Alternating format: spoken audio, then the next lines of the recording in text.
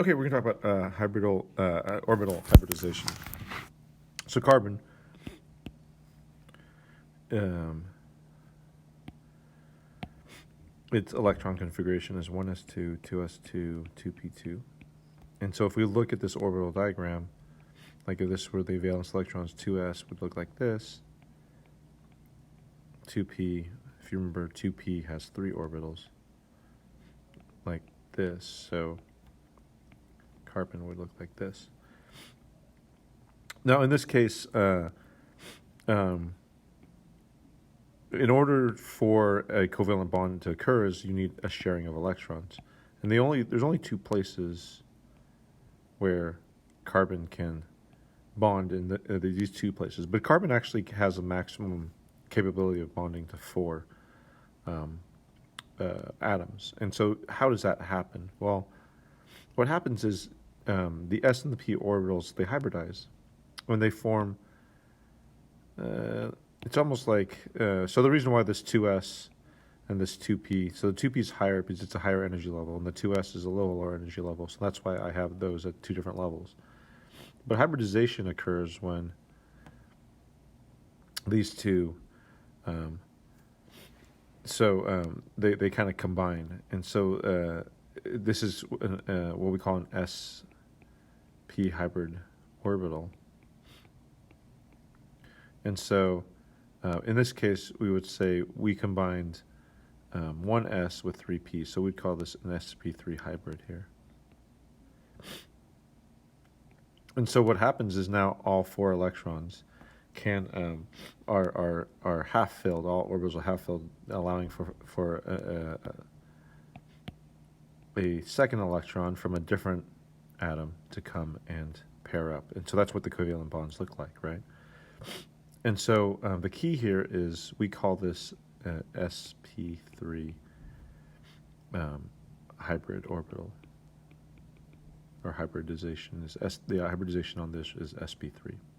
Okay, so like if we look at boron, boron is 1s2, 2s2, 2p1. Its hybridization is going to look a little different, only because of this. So here's 2s. 2p has only 1, right? So when it hybridizes, what happens is one of those electrons jumps here. You create 1, 2, 3. This is an 2s. This is an sp. But look, you're only using 2 of the p's, so we would call this sp2.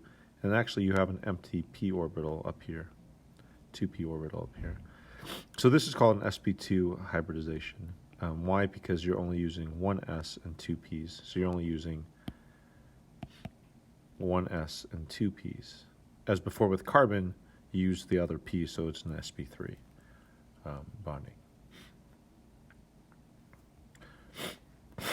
So when it comes to orbital hybridization, if you don't quite understand this, one thing you would just have to know is, so if you have one bond or one connection, then there's no hybridization, because you can the s orbital is enough, right?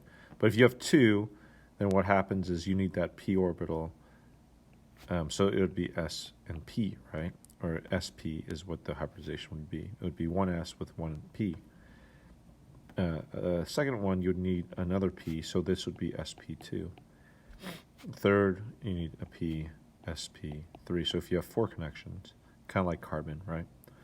Now, there's only 3 p orbitals, so if you needed a 5th connection, you would actually now need a d to hybridize. So it would be sp3d. And I mean, there's 1, we don't put 1 there. And 6 would be sp3d2.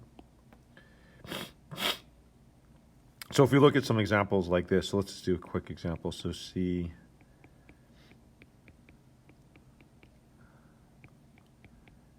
so on this first carbon, the hybridization would be, so you have, how many connections do you have? You have 3, so this would be sp2.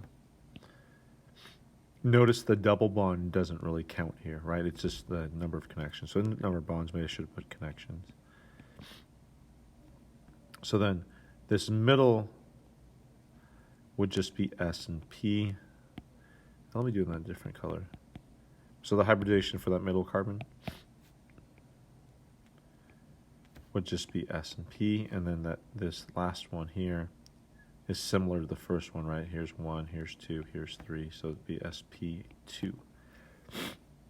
What about the example of, say, like NH? So the reason why I wanted to show this is what's the hybridization on nitrogen? Well, the hybridization would be S. So for sure we have these three, right? But should we count the lone pairs? And the answer is yes, you do count the lone pairs. So it's sp3. Okay, so we count the lone pairs and we count the connections to figure out how many orbitals need to hybridize.